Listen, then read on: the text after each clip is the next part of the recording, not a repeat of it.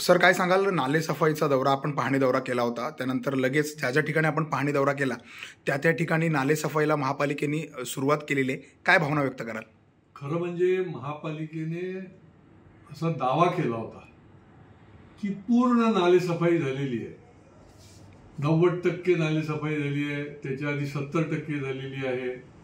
आणि म्हणून मला लोकांनी काही नाल्यांची पाहणी करण्याकरता बोलवलं आणि मी ज्या वेळेला नालेसफाई झाली आहे की नाही बघायला गेलो, उदाहरणार्थ कोलशेतचा मोठा नाला होता, त्या ठिकाणी तर सगळं म्हणजे तो नाला का रस्ता असा प्रश्न पडेल सामान्य माणसाला, अशी परिस्थिती होती.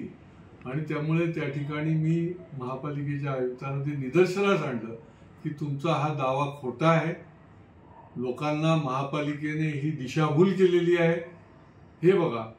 आणि त्याच्यामुळे आता माझा दावा आहे की 50%च नालेसफाई झालेली आहे. उरलेली नालेसफाई तातडीने करा.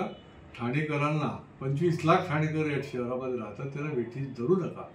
आणि त्यामुळे तातडीने त्यांनी आता हे काम सुरू केलंय. आणि त्यांनी महापालिकेने आम्हाला फोटो पाठवले की जो नाला पूर्ण भरलेला होता, रस्त्यासारखा दिसत होता, तो आज साफ झालेला मला फोटो त्यांनी दाखवला.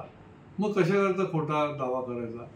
त्यांनी हे तातडीने दखल घेतल्याबद्दल मी आयुक्तांचं निश्चितपणे त्यांचं अभिनंदन करेन.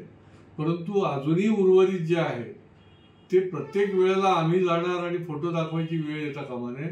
अधिकाऱ्यांकडनं आपण तातडीने करून घ्या, आणि तरच पुढचा पावसाळा जो आहे तो व्यवस्थित जाणार. एबीपी माझा, उघडा डोळे बघा नीट.